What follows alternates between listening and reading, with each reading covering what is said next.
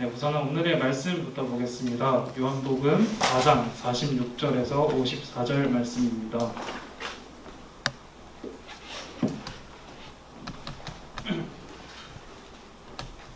요한복음 4장 46절에서 54절 말씀입니다.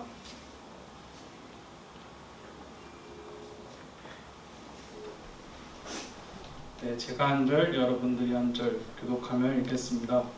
예수께서 다시 갈릴리 가나에 이르시니 전에 물로 포도주를 만드신 곳이라 왕의 신하가 있어 그의 아들이 가버나움에서 병들었더니 그러나 예수께서 이대로부터 갈릴리로 오셨다는 것을 듣고 가서 청하되 여로부터 내 아들의 병을 고쳐주소서 하니 그가 너희 주께 되었습니다. 예수께서 이르시되 너희는 표적과 기사를 보지 못하면 도무지 믿지 아니하리라. 신하가 이르되 주여 내 아이가 죽기 전에 내려오소서. 예수께서 이르시되 가라 내 아들이 살아있다 하시니 그 사람이 예수께서 하신 말씀을 믿고 가더니 내려가는 길에서 그분들이 오다가 만나서 아이가 살아있다 하거늘 그 낫기 시작한 때를 물은즉 어제 7시에 열기가 떨어졌나이다 하는지라. 내 아버지가 예수께서 내 아들이 살아있다 말씀하신 그때에 일어나고 자기와 그 온 집안이 다 믿으니라. 이것은 예수께서 유대에서 갈릴리로 오신 후에 행하신 두 번째 표적이니라. 아멘. 물론 제가 저기 뒤에만 있다가 여기 앞에 처음 서보는 거여서 지금 매우 굉장히 떨립니다. 네. 제가 여러분들에게 한 가지 질문을 하겠습니다. 여러분들은 엄청 잘 안 보이는 무언가를 보기 위해 현미경이나 망원경을 사용해 보신 분 혹시 계신가요?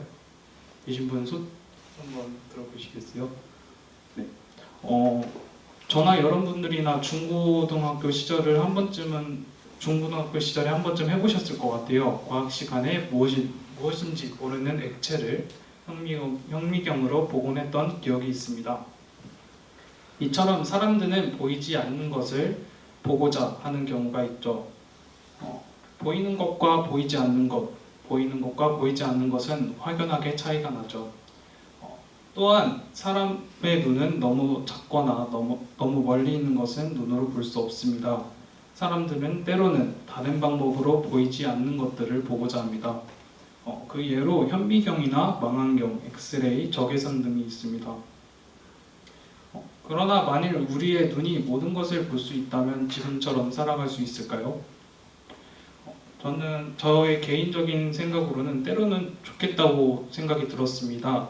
많은 장점들도 있겠지만 삶에 혼란이 오지 않을까 싶습니다. 같이 한번 생각해 봅시다. 우리의 몸에 붙어 사는 수많은 미생물들을 눈으로 볼 수 있고 음식물 속의 세균들을 눈으로 직접 보게 된다면 정상적인 생활보다는 온통 혼란스러움과 괴로움이 생길 것입니다.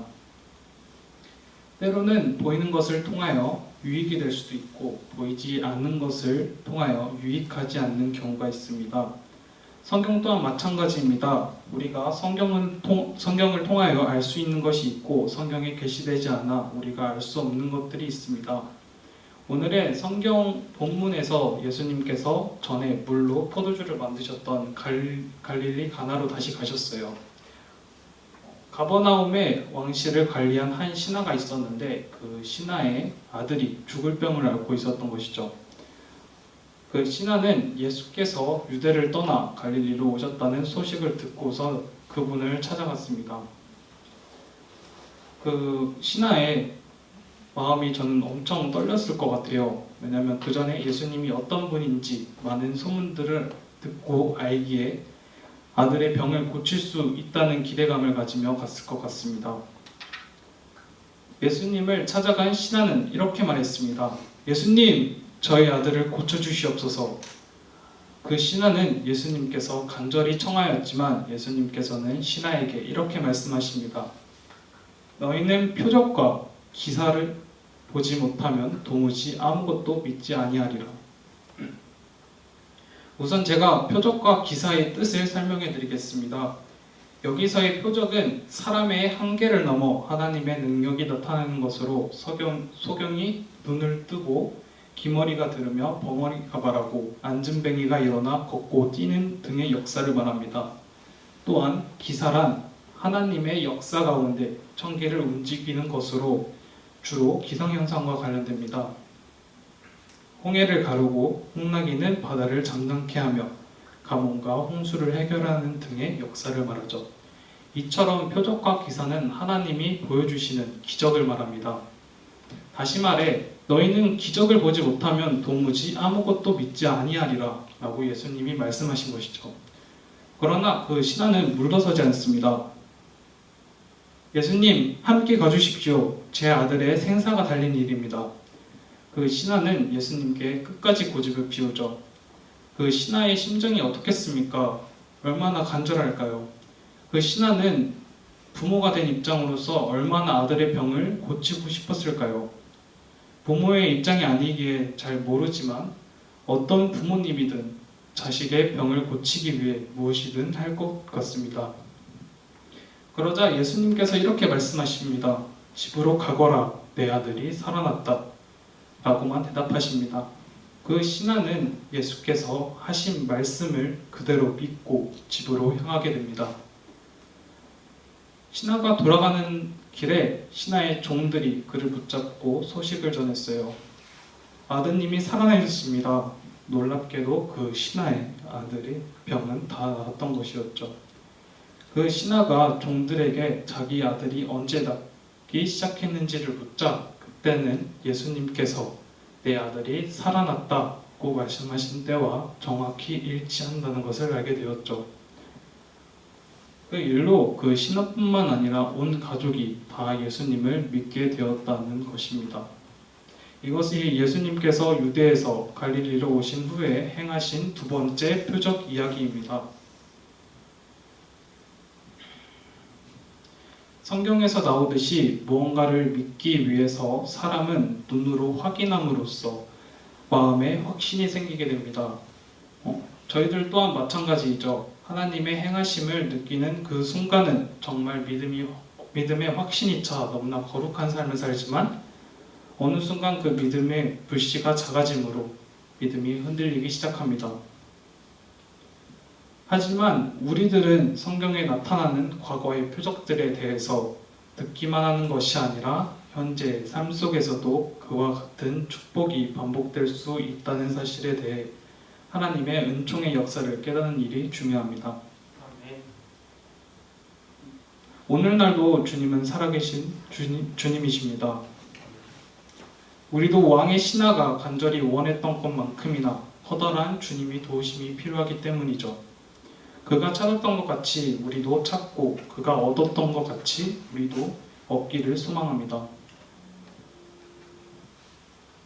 성경 속에서 나타난 표적들이 현재 우리들의 마음에 생생하게 다시 기록될 때 성경 말씀 속에 불어넣어졌던 성령의 역사가 반드시 저와 여러분들 삶 속에서도 함께 하시길 믿습니다. 찬양팀 나와주시겠어요? 생각보다 수교가 짧아서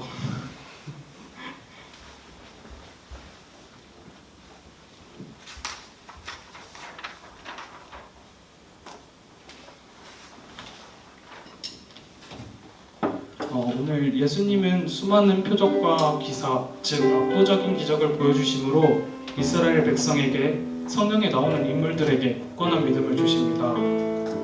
또한 그 안에서 표적과 기사를 통해 하나님이 저희에게 말하고자 하시는 뜻이 있을 것입니다. 하나님이 저희에게 계시하여 가르쳐 주신 부분만 알고 있는 것이 저희에게도 유익할 수 있다는 것이죠. 우리는 직접 보지 않고서는 쉽게 믿지 않습니다. 하나님은 그런 저희들을 너무나 잘 아시고 매번 새롭고 다양하게 보여주심으로 저희들의 삶을 인도하고 계시죠. 그 인도하심을 굳건한 믿음으로 살아가는 여러분들이 되시기를 소망합니다. 지금 이 시간 저희는 다 같이 회개 기도를 했으면 좋겠습니다. 제가 이 설교문을 작성하는 동안 저 자신이 많이 깨졌던 것 같습니다. 저는 항상 하나님께 원하기만 하고 하나님에 대한 하나님을 의심하고 원망하고 비판하는 마음을 가졌습니다. 저에게 여러분들에게 그런 마음이 있었을 때를 다시 모습들을 기억해보며 통성으로 기도드리는 시간이 되겠습니다. 주여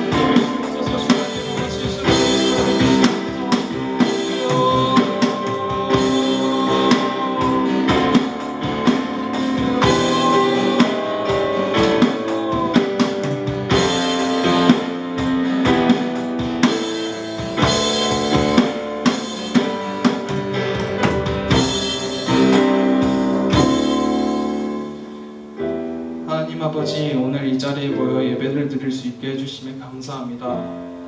때로는 굳건한 믿음이 흔들려 하나님을 의심하고 원망하고 비판하며 나아갑니다. 이런 저희의 연약한 마음을 보살펴 주시고 삶을 살아감에 있어서 비록 시각적으로 보이지 않지만 하나님의 행하심을 느끼며 나아갈 수 있도록 도와주시옵소서.